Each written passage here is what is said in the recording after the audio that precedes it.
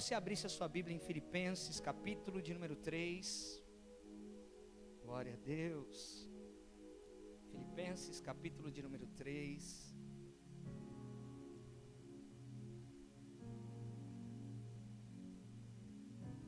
Deus tem uma palavra para nós aqui nessa noite. Estou aqui com o Vitor e o Alex, filhos, amados, queridos, pessoas de família, homens de Deus que estão conosco, envolvidos ali na casa do Senhor, ali na Rocha Eterna Rio Santos, e tem nos acompanhado. Louva a Deus pela vida de vocês, viu? Obrigado por ter vindo junto.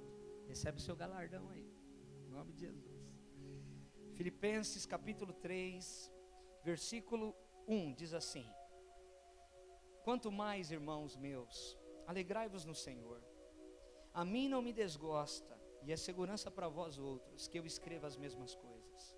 Acautelai-vos dos cães, acautelai-vos dos maus obreiros, acautelai-vos da falsa circuncisão, porque nós é que somos a circuncisão, nós que adoramos a Deus no Espírito, e nos gloriamos em Cristo Jesus, e não confiamos na carne. Bem que eu poderia confiar também na carne, se qualquer outro pensa que pode confiar na carne, eu ainda mais, circuncidado ao 8º dia, da linhagem de Israel, da tribo de Benjamim, hebreu de hebreu, quanto à lei fariseu, quanto ao zelo perseguidor da igreja, quanto à justiça que há na lei, irrepreensível. Mas o que para mim era lucro, isto considerei perda por causa de Cristo. Sim, deveras considero tudo como perda, por causa da sublimidade do conhecimento de Cristo Jesus, meu Senhor, por amor do qual perdi todas as coisas e as considero como refúgio, para ganhar a Cristo e ser achado nele. Repita comigo: para ganhar a Cristo e ser achado nele. Mais uma vez: para ganhar a Cristo e ser achado nele. Aleluia. Não tendo justiça própria que procede da lei, senão a que é mediante a fé em Cristo, a justiça que procede de Deus baseada na fé, para o conhecer e o poder da sua ressurreição e a comunhão dos seus sofrimentos, conforme ele na sua morte, para que de algum modo alcançar a ressurreição dentre os mortos. Não que eu tenha já recebido ou já tenha obtido a perfeição, mas prossigo para conquistar aquilo para o qual também fui conquistado por Cristo Jesus. Irmãos, quanto a mim, não julgo havê-lo alcançado, mas uma coisa eu faço, esquecendo-me das coisas que para trás ficam e avançando para as que diante de mim estão, prossigo para o alvo, para o prêmio da soberana vocação de Deus em Cristo Jesus. Todos, pois, que somos perfeitos, tenhamos este sentimento, e se porventura pensais de outro modo, também isto Deus vos esclareça. Todavia, andemos de acordo com o que já alcançamos. Amém? Obrigado, Jesus, pela tua palavra. Ela está aberta diante de nós. Que o Senhor possa falar conosco, Pai, nessa noite. Os céus estão abertos, o louvor já se encarregou de fazer algumas coisas aqui, e nós queremos te louvar pela comunhão que nós temos aqui nessa igreja, nessa casa, pelo tempo precioso que o Senhor está, Pai, proporcionando para os nossos irmãos, esses 13 dias de alinhamento, de declarações, e que o Senhor possa se manifestar em o nome de Jesus, de uma maneira gloriosa, Pai, e todos aqueles que creem digam glória a Deus. Você sabia que num ambiente de honra, a manifestação de Deus ela se torna mais fácil? Toda vez que nós honramos um líder, nós honramos alguém que está falando ali no microfone, nós honramos alguém que está pegando a mão, exercendo algum chamado, exercendo algum ministério, nós proporcionamos aquele ambiente se tornar um ambiente de honra. E quando o ambiente ele está impregnado de honra de Deus, e fidelidade e honra de Deus andam juntos, a manifestação de Deus ela é mais fácil. A gente tem ministrado em algumas igrejas nesse começo de ano, e todas as igrejas têm falado de projeto de vida para 2018. Pessoas que acreditam, nós acreditamos em algo maior, em algo melhor nesse ano de 2018. E a gente está declarando isso, porque a gente crê que se Deus for na frente dos nossos sonhos, e daquilo que a gente tem projetado para esse ano de 2018, é claro que as coisas se tornam mais fáceis. Deus vai abrindo o caminho, Deus vai abrindo as portas. Mas é interessante que esse ano, e aonde a gente tem passado, a gente tem falado sobre isso, que esse ano, você não espere nada desse ano. Porque é muito fácil a gente falar na virada do ano, a gente abraça o nosso parente, o querido que está passando lá a virada com a gente fala, a gente chora, né? Aquele parente que está lá na nossa casa, participando da ceia, a gente chora com ele, a gente fala que esse ano seja diferente, que a gente não passe algumas coisas que a gente passou no ano de 2017, que a gente não viva aquela perda que a gente viveu no ano de 2017, que 2018 seja melhor, que 2018 seja diferente. Nós não devemos orar assim. Isso é romântico, mas na verdade não é pontual para nós, porque nós não devemos orar assim, porque isso é esperar de um ano, que na verdade está esperando de nós. Nós não devemos olhar para 2018 e esperar alguma coisa de 2018. Nós devemos olhar para 2018 e falar, 2018, me espere, porque eu serei diferente esse ano. Eu farei coisas diferentes esse ano. Eu vou orar de uma maneira diferente esse ano. Lá em 1 Samuel capítulo 2, fala da oração de Ana, do que Ana pediu para Deus. Ana queria um filho, ela desejava um filho, e ela por anos ficou subindo ao templo em Jerusalém, junto com seu marido Eucana e com a sua rival Penina, que tinha filhos e ela não tinha. E toda vez que Ana subia ao templo, a Bíblia diz que a sua rival a irritava. E qual era o pedido de Ana? Ana orava o seguinte: Senhor, me dá um filho, eu quero um filho, eu tenho esse desejo. Mulheres têm filhos, a minha rival tem filhos, e eu não tenho filhos, eu quero um filho. A oração dela era digna, era justa, claro, ela estava pedindo algo lícito. Uma mulher que deseja ter filhos, só que ela não era respondida, porque essa oração estava errada diante de Deus. O que Deus queria que Ana orasse: Senhor, me dá um filho, que quando o Senhor me der esse filho, eu vou devolvê-lo ao Senhor. E dito e feito, um dia ela entrou no templo, estava chorando, e ela estava tão quebrantada na presença de Deus, que o sacerdote Eli olhou para ela e achou que ela estava embriagada, e ele não entendeu, e disse que ela era filha de Belial. Mas ela disse: não, meu Senhor, eu estou orando a Deus, eu quero um filho, eu tenho um desejo de um filho. E quando ela orou dessa forma, da forma correta, da forma que estava alinhada com o coração de Deus, dizendo o seguinte: Senhor, me dá um filho, que eu devolvo ele para o Senhor. Deus respondeu a oração de Ana, e ela teve um filho, e o seu filho chamou Samuel, que quando desmamou, diz a Bíblia, ela pegou um novilho de 3 anos, uma efa de farinha e um odre de vinho, e entregou ao sacerdote Eli. E Samuel começou a crescer naquele ambiente. Escute, esse papel, esse projeto que você pegou aí, você está anotando algumas coisas, isso é muito especial, isso é muito bom. Só que, escute, não é Deus que tem que entrar nos seus projetos, somos nós que temos que entrar nos projetos de Deus. Você entende isso?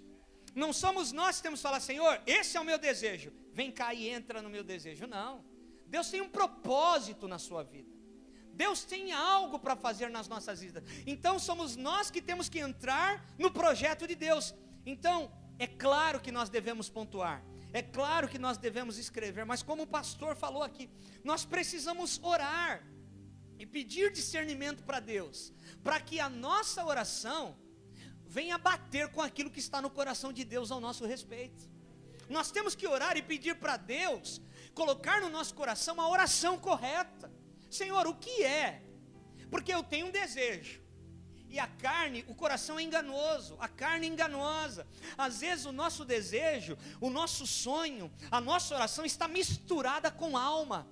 E a alma, ela folga, ela goza, ela bebe. A alma, ela vai pender para a carne, ela vai querer estar num lugar seguro, numa zona de conforto, mas nem sempre isso é o que Deus tem para nós. Então a nossa oração tem que ser assim: Senhor, que a minha oração seja a sua oração, Que a minha oração seja a oração que está batendo com aquilo que está no teu coração ao meu respeito, Senhor. Eu não quero errar esse ano. Tantas coisas que nós desejamos e não acontecem. Por quê? Porque Deus deixou de ser Deus? Porque Deus virou um Deus carrasco, mau, que não responde à oração do seu povo? Não. Pelo contrário, é que aquela oração não tem nada a ver com o projeto de Deus para a nossa vida. Então eu preciso entender qual é o projeto de Deus para a minha vida nesse ano. Aqui em Filipenses, Paulo está preso, provavelmente na prisão de Roma, mas ele está escrevendo uma carta, porque homens de Deus, na verdade, nunca serão presos. Eles podem estar encarcerados atrás de grades, mas o coração dele está livre, a boca dele está livre para declarar, ele consegue enxergar um futuro que está querendo aparecer. Ninguém prende um homem de Deus, ninguém cala uma mulher de Deus, ninguém segura um coração de um adorador, aleluia. E Paulo está declarando para a igreja de Filipe: olha, vocês tomem cuidado com a falsa circuncisão. O que é circuncisão? Nós estamos num ano que termina no final 8, e existem algumas coisas, nós não somos místicos, como disse aqui o pastor Boni, mas existem algumas coisas na Bíblia Sagrada que nós devemos considerar. 8 fala de recomeço. 8 na Bíblia fala de recomeço. Os filhos eram circuncidados no 8º dia, aleluia. Paulo foi circuncidado no 8º dia, ele é da linhagem de Israel, da tribo de Benjamim, hebreu de hebreu, e na lei ele era fariseu. Se tinha alguém que podia falar algumas coisas, era Paulo. Paulo, um poliglota, um homem esclarecido, mas ele disse que tudo se tornou esterco, cocô, quando ele conheceu a Jesus Cristo, aleluia. Aleluia. Então ele começa a dizer aqui para a igreja de Filipe: vocês tomem cuidado com a falsa circuncisão, porque circuncisão significava salvação.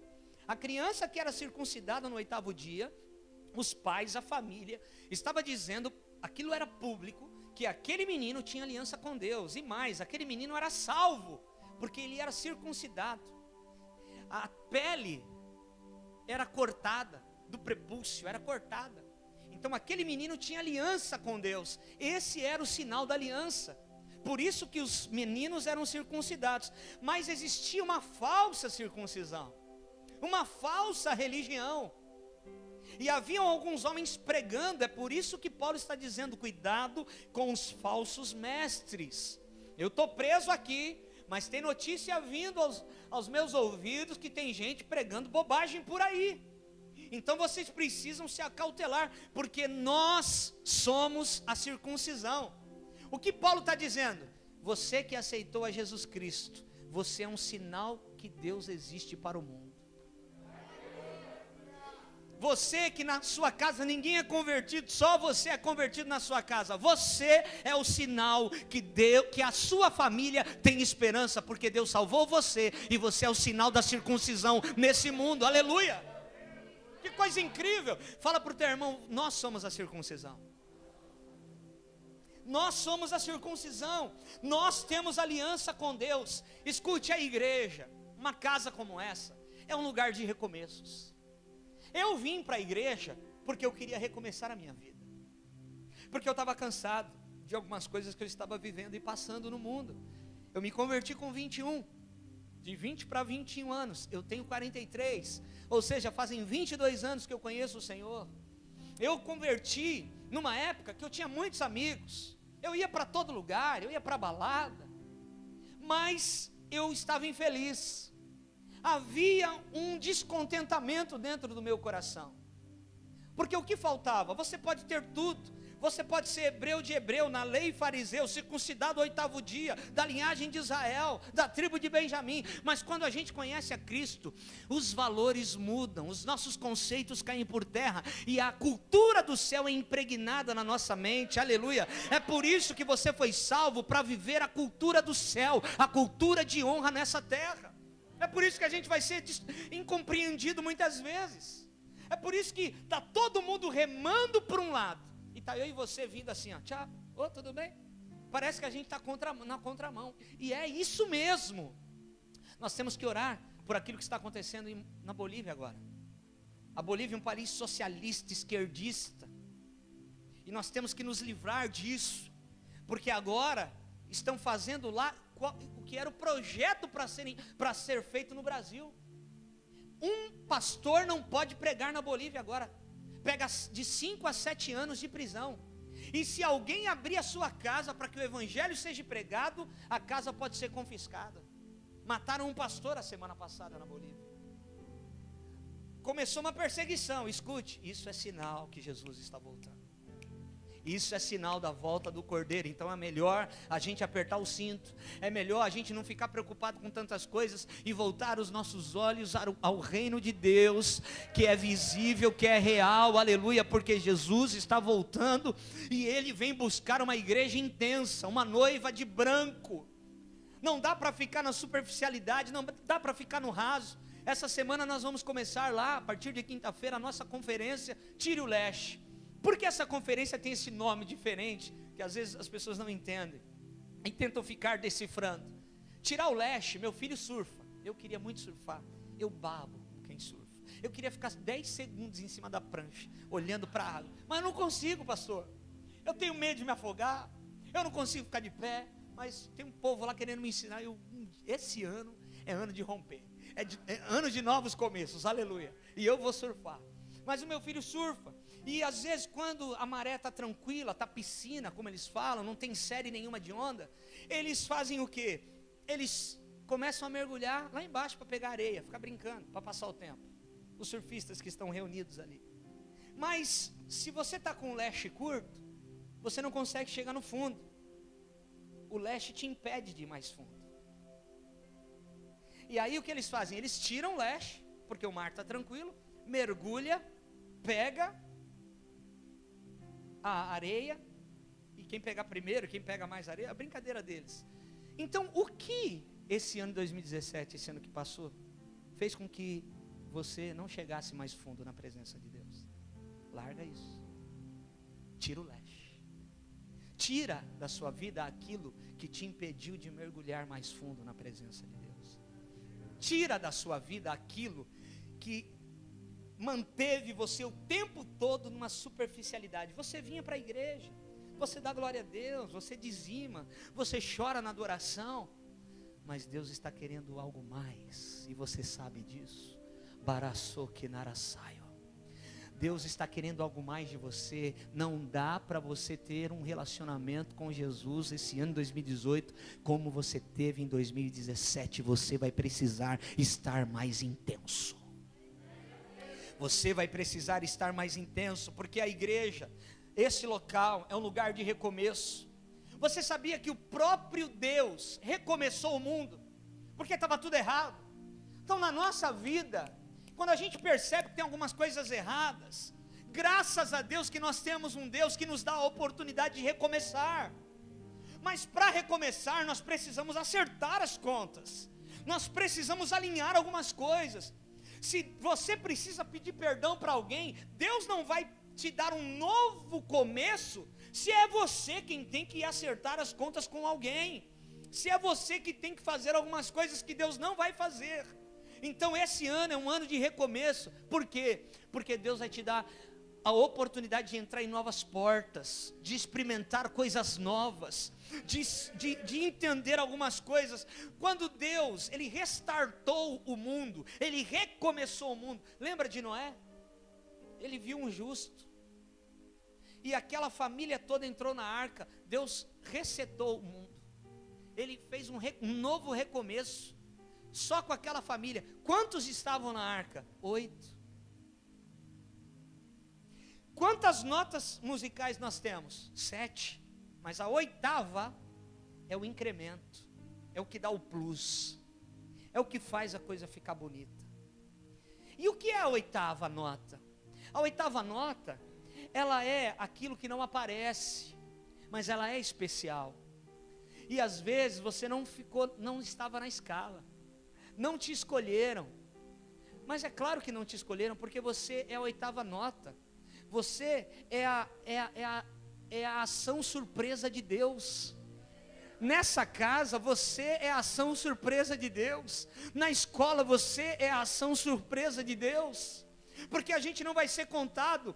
Davi era o 8º filho. Quando o profeta Samuel chega na casa de Jessé, do pai de Davi, para escolher um rei, o que Deus estava querendo fazer? Mudar o conceito de rei. Deus estava querendo recomeçar uma nova linhagem de rei. O modelo de Saul estava falido, e agora Deus está querendo recomeçar um novo modelo de rei. Davi era o 8º filho, porque o 8º fala de recomeço. Esse ano é ano de recomeço para muitas pessoas que estão aqui. Pega essa palavra em nome de Jesus. Davi estava na mesa, ele não foi contado. Davi nem na mesa estava. Davi se achou trabalhando, porque Deus nunca vai chamar alguém desocupado.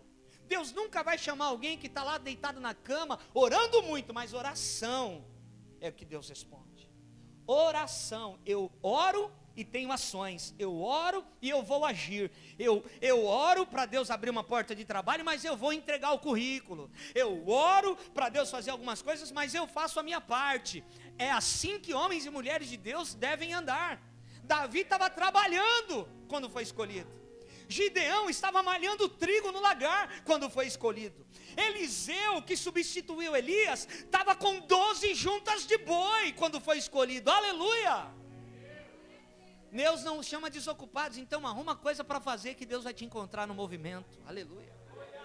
Comece a arrumar, porque Deus precisa te encontrar em movimento, querido.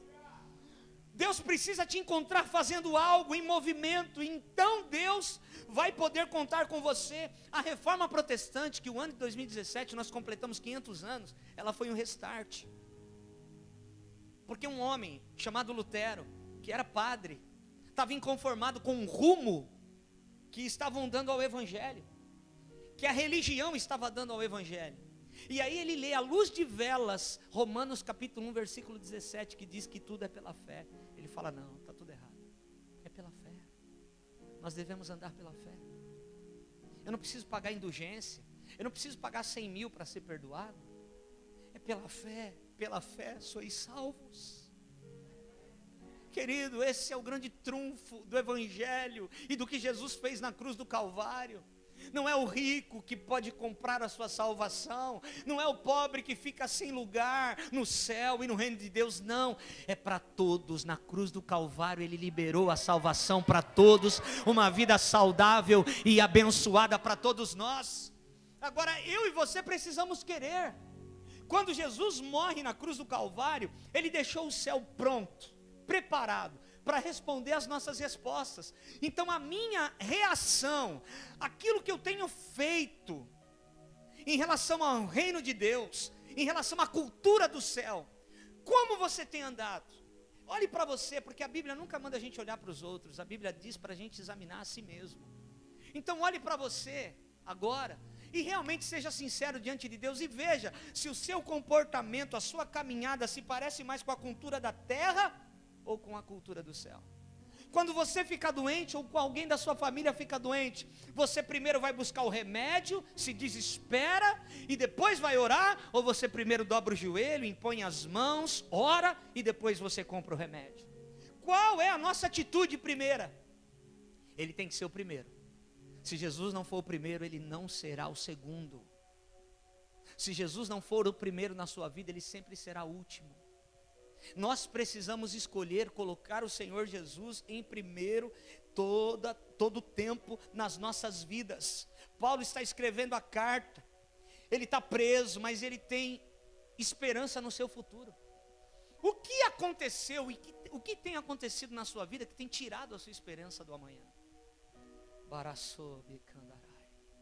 O que tem acontecido na sua vida, dentro da sua casa, talvez algumas coisas que não aconteceram, alguma porta que não se abriu, que tem paralisado a sua fé a ponto de você não acreditar no seu amanhã.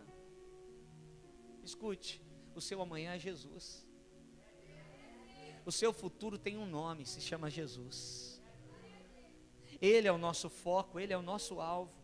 Então não se preocupe, alguma coisa vai acontecer. Se você estiver guardado nele, se você estiver na aljava do guerreiro, se você estiver protegido no Senhor, se você estiver esperançoso nele, esperando nele, o seu contentamento nele, as coisas vão acontecer, porque Deus não é homem para mentir, nem filho de homem para se arrepender. Ele é um bom pai. Ainda que uma mãe se esqueça do filho, ele não se esquecerá de nós.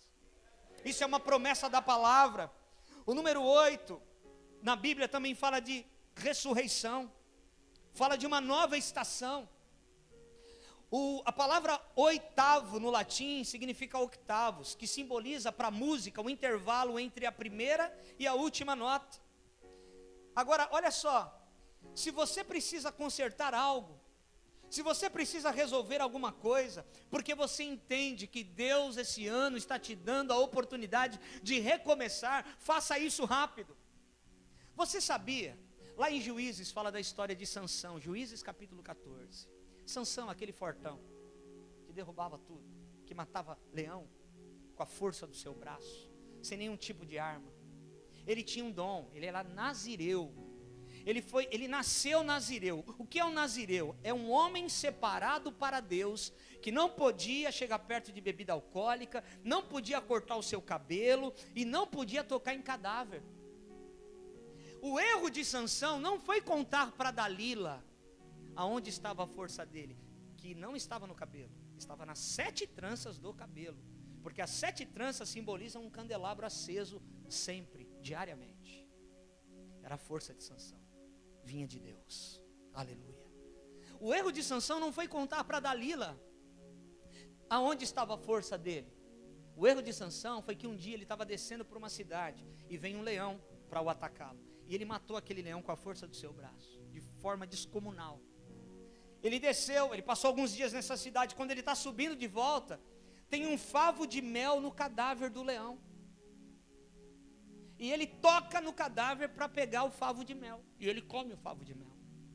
Naquela hora, ele tinha quebrado o voto de nazireado. O que ele tinha que fazer? Ele tinha que ir um sacerdote. O sacerdote ia rapar a cabeça dele, ia queimar o cabelo dele, e ele ia começar do zero, um novo recomeço. Ele ia ter que recomeçar a sua vida, porque ali naquele momento ele reconhecia o seu erro, ele reconhecia que tinha quebrado o seu voto, então ele estava diante de um homem de Deus, um sacerdote, para recomeçar a sua vida. Ele não fez isso, tanto é que a Bíblia diz que ele não deixou o seu pai e a sua mãe saber que ele tinha tocado no cadáver do leão. Ele continuou empurrando com a barriga, e Deus deixa a gente empurrar com a barriga, até um momento que a casa cai. Deus deixa a gente pegar sujeira, esconder debaixo do tapete.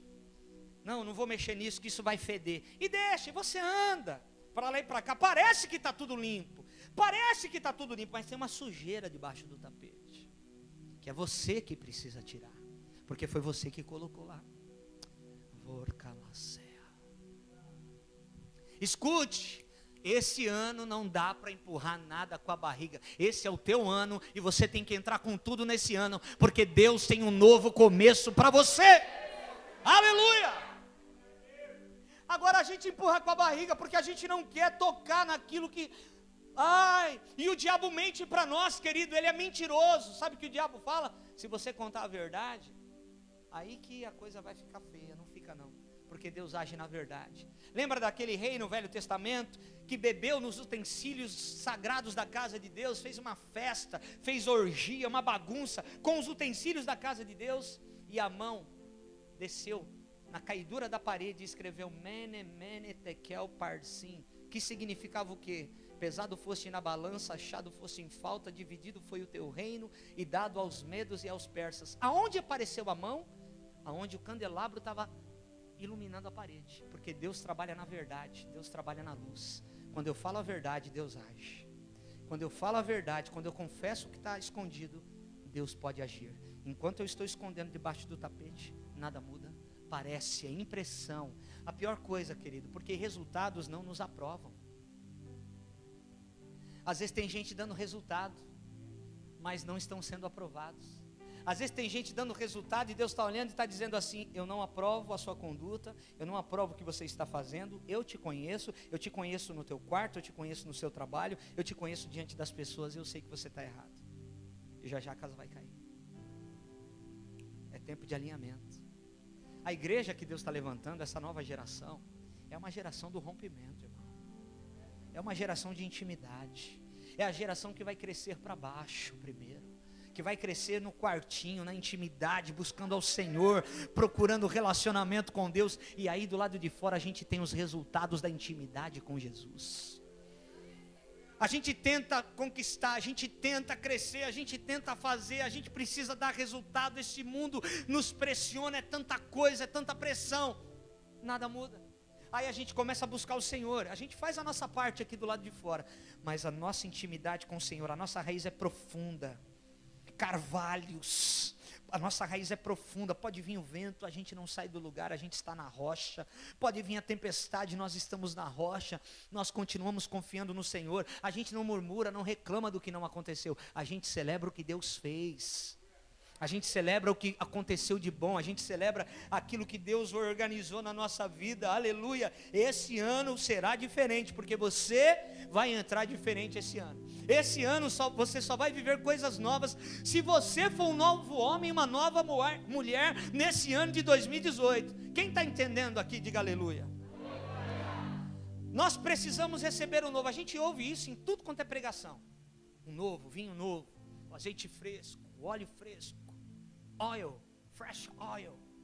Quando a gente vê uns gringos pregando, a gente está ouvindo muito sobre novo tempo, vinho novo. Só que, escute, o texto que a Bíblia fala, que nós vamos receber o vinho novo, que Deus não derrama nada novo no velho, e tem aquele texto que diz que a gente precisa deixar o velho, para que venha o novo.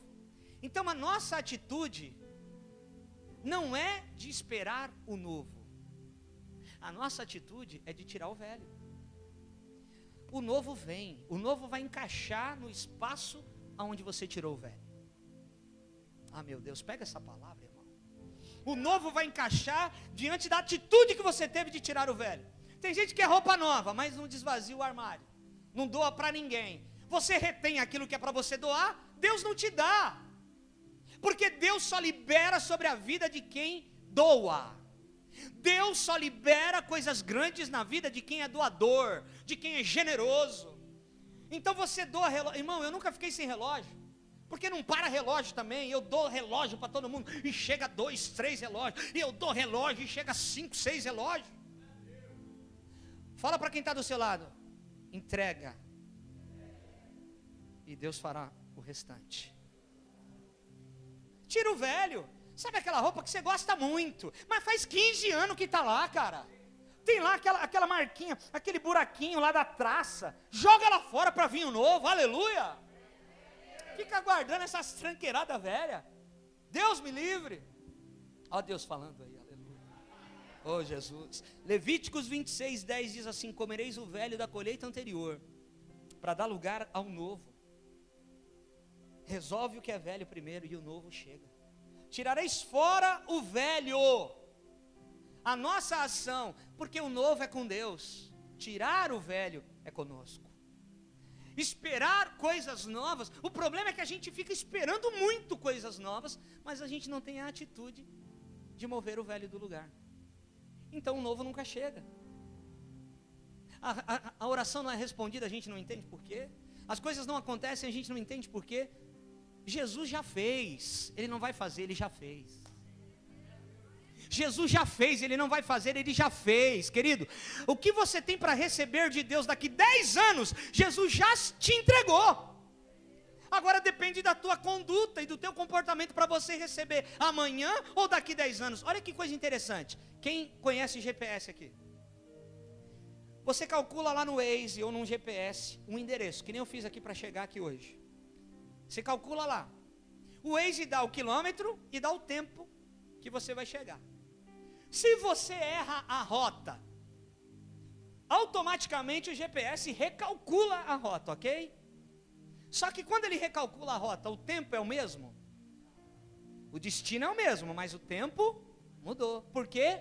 Porque você errou a rota. Ah, meu Deus. Quando a gente erra a rota, aumenta o tempo. O destino é o mesmo, mas o tempo é outro. Eu já errei a rota. Você já errou a rota. E o tempo se alargou.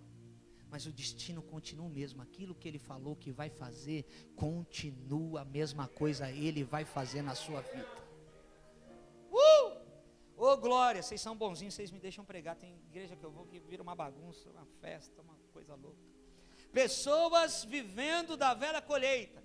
Você conhece gente que fala, pastor, me dá uma oportunidade. A gente tem uma vigília, lá que a gente dá oportunidade para as pessoas darem testemunhos.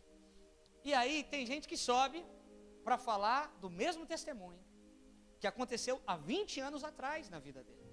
Não tem nada novo para contar. Alguém falou, a minha mãe. A minha avó, a minha mãe é assim, a minha avó. Pessoas que estão vivendo da velha colheita, das velhas experiências. Deus tem experiência nova para te dar. Aleluia. Deus não quer que você viva das velhas experiências, das velhas histórias. Ele não derrama vinho novo em odres velhos. Tem um texto em Isaías que fala do odre na fumaça. Por que a gente precisa ser odre novo? Porque o odre velho não aguenta a fermentação do vinho novo, ele explode. Então se perde o vinho e o odre. Se perde o vinho e o odre. Eu conheço, você conhece pessoas que cresceram, receberam vinho novo, mas eram odres velhos. Se perdeu o vinho e se perdeu o odre. Agora, por isso que a nossa preocupação não é o vinho novo, é sermos odres novos. E odres novos, sabe como é feito? Odre é couro. Couro vem de animal. E o couro, quando é rasgado, cortado, para se tornar odre, antes, se ele fica num lugar comum, num calor como esse, vem muita mosca, pousa bactéria, aquele pedaço de couro vai ter que ser jogado fora. Então o odre era colocado no meio da fumaça, para a mosca não vir, para bactéria nenhuma pousar, para não ter nenhuma interferência, nenhuma influência de fora. Ele secava no meio da fumaça. É por isso que você precisa estar no meio da fumaça. É por isso que você precisa estar no meio da nuvem de glória. É por isso que você precisa estar na comunhão. Esse lugar aqui, tem uma fumaça aqui, querido. Aqui você está protegido, aqui você recebe instrução, aqui você recebe palavra de Deus, aqui Deus move o teu coração para a coisa certa, aqui Deus tira dos nossos corações aquilo que a gente estava querendo fazer, que não tinha nada a ver com o propósito de Deus na nossa vida. Odres na fumaça. Fala para quem está do seu lado que você seja um odre no meio da fumaça. C.S. Lewis disse assim: o ir faz o caminho. É quando eu vou, eu não paro, espero alguma coisa acontecer, eu estou indo, eu estou caminhando. O ir faz um caminho. Para chegar aqui, eu gastei mais ou menos 45 minutos. Eu andei mais ou menos 48 quilômetros, 50 quilômetros. Então eu gastei 50 quilômetros e 40 e poucos minutos para estar aqui. O meu carro veio com o farol ligado. O meu farol só ilumina 20, 30 metros. Mas eu preciso andar 50 quilômetros. Mas o meu farol só ilumina 20, 30 metros. Mas eu indo, o farol ilumina mais 20, 30 metros. E eu estou indo, eu não desisto, eu não paro. E o farol ilumina mais 20, 30 metros. E quando eu vou ver, eu andei 50 quilômetros com o meu farol, que iluminava 20 e 30 metros. Porque o ir faz o caminho. É por isso que você não pode parar. Você não está vendo ainda. É muito pouco que você está vendo. Continue caminhando, porque é assim que você vai alcançar o que Deus tem para você. Aleluia! Quando a graça vence o julgamento, esse é um novo recomeço. Lembra da mulher adúltera? Ela não tinha chance de recomeçar pela lei, mas pela graça sim. Ela tinha que ser apedrejada pela lei, mas pela graça ela teve a oportunidade de recomeçar. Aquela mulher do fluxo de sangue, pela lei, ela era imunda, ela não podia ter contato social, Ela não podia nem sair para comprar um pão na padaria. Ela tinha fluxo, ela era considerada imunda. Mas um dia ela diz assim, na sua casa: se eu tocar nele, eu serei curada. A fé venceu a enfermidade, a oportunidade de recomeçar. Quando aquele homem cego, Bartimeu, está lá na beira do caminho, e não há esperança para ele depende das pessoas, ele depende das moedas, mas Jesus está passando no caminho, e ele começa a gritar: Jesus, filho de Davi, tem misericórdia de mim. Jesus, filho de Davi, tem compaixão de mim, tem compaixão, é a chance que eu tenho. Jesus, mandam ele calar a boca, e ele grita ainda mais alto. Olha a pegada desse cara por Jesus. É assim que a gente tem que andar. Quando mandarem você calar a boca, você grita mais alto o nome de Jesus. Quando pensarem que você vai desistir, você grita mais alto o nome de Jesus. Aleluia! Ele ficou lá, e o que aconteceu? Ele parou Jesus.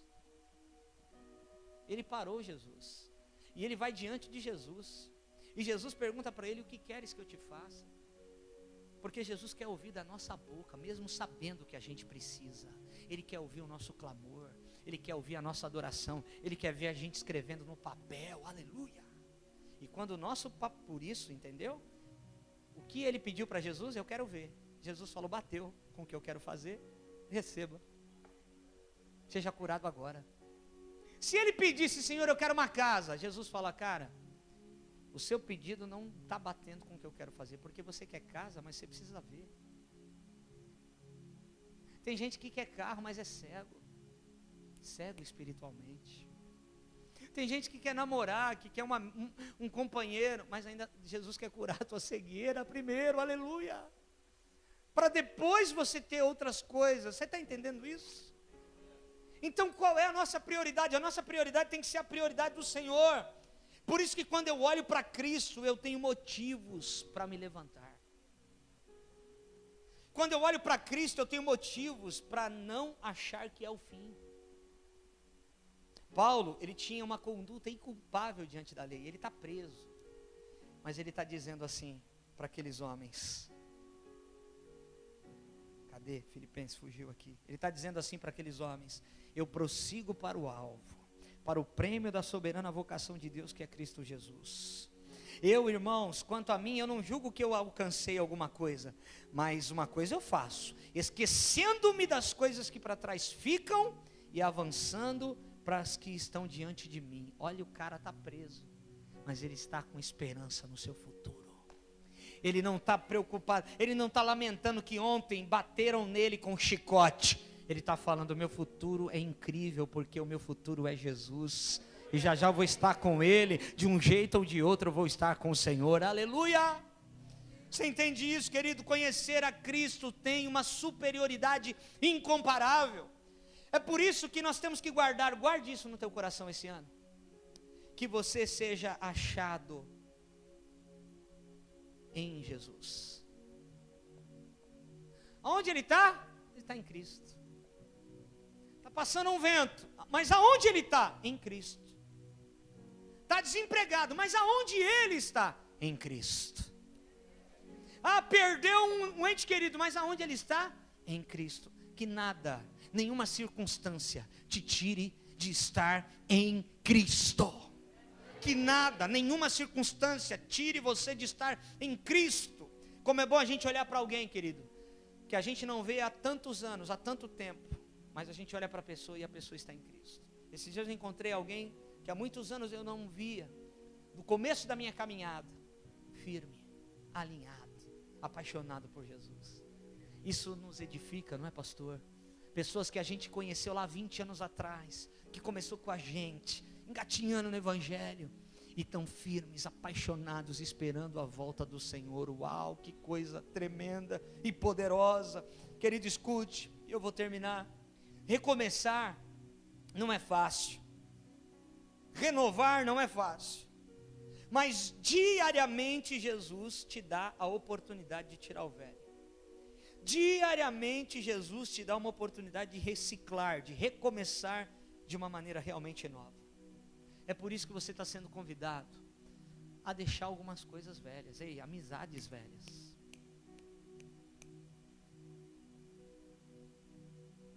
Amizades que fazem você parar, que te seguram.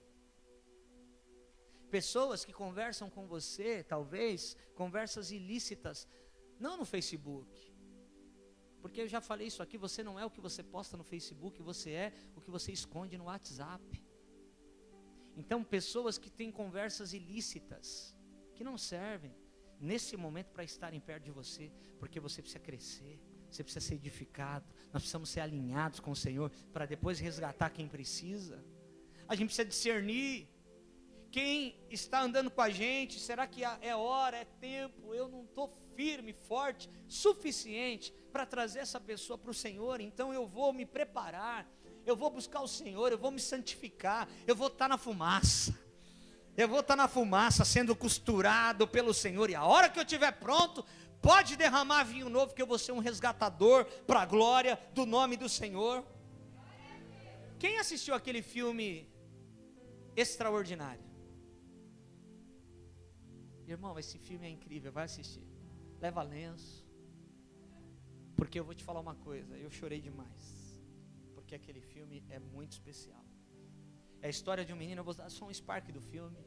Um menino que nasce com um problema, e ele passou por 22 cirurgias para tentar consertar a sua fisionomia, mas ele ainda é muito deformado. Até a 5ª série ele estuda com a mãe dentro de casa, porque tem vergonha de sair para fora. Ele ganha um capacete da amiga da irmã dele, e ele anda com aquele capacete para cima e para baixo. Mas na 5ª série a mãe decide matriculá-lo numa escola, e aí começa o grande desafio, porque agora ele vai ter amiguinhos, meninos com a idade dele. Tem um menino lá, que é um filhinho de papai, um playboyzinho, que dá vontade de entrar dentro da tela do cinema para pregar ele. E ele zomba, e ele exorta, ele escreve bilhetes, afrontando aquele jovem. E ele continua ali buscando, ele continua. E eu parei no meio do cinema para anotar uma frase que a mãe dele diz, porque tem um dia que ele volta muito triste da escola. Muito triste. Porque ele descobre que ele é muito feio. Mas quando ele chega diante da mãe dele, que é uma guerreira, está do lado dele sempre, ele fala: mãe, não dá, eu não vou mais, eu não sei o que, ele está bravo, uma mistura de sentimentos. E a mãe dele diz para ele assim: filho, você não é feio, você é lindo, eu te conheço, eu sei quem você é. Não, mãe, não é assim, não sou. Aí ela diz assim para ele: filho, o coração é o mapa que mostra para onde nós estamos indo. E as cicatrizes são o mapa que mostram aonde a gente já passou. Essa geração não quer saber o que você aprendeu, essa geração quer saber o que você venceu. O que você venceu vai servir de exemplo para essa geração. Eu passei por isso, mas eu venci, Deus foi comigo, Jesus foi comigo, e eu estou aqui para a glória do Senhor. Ela disse para o filho dela: então escute, o seu coração é o mapa que diz para onde você está indo. O seu coração precisa estar bem. Você precisa ser um cara otimista com o seu amanhã. Você precisa ter esperança no seu amanhã, porque o seu amanhã é Jesus. O seu amanhã não é o presidente que vai entrar ou vai deixar de entrar, não é o futuro, o país melhorar para eu ter um futuro melhor. Não, o seu futuro é Jesus de Nazaré. Aleluia! O seu coração precisa estar bem. É por isso que a gente precisa ser curado. Nós precisamos ser curados de dentro para fora. Não é a cura da pele, de uma lepra apenas, é a cura interior do nosso eu, para o nosso coração estar bem, para a gente ter esperança no nosso futuro. E quando olharem para você, você tem uma cicatriz. Eu tenho uma cicatriz, e toda vez que falam dessa cicatriz, eu falo assim: olha, eu tenho essa cicatriz porque eu venci o que eu passei. Hoje eu tenho experimentado algumas coisas no reino de Deus, porque eu venci. Era para mim morrer, era para o ministério ter acabado, era para eu perder minha família, mas essa cicatriz só me fortaleceu. E hoje eu venci, hoje eu passei por algumas coisas, hoje eu cheguei em alguns lugares, e assim é na sua vida. Eu não sei qual é a sua cicatriz, mas a sua cicatriz vai dizer para as pessoas o que você passou e venceu. Aleluia. Fica de pé comigo.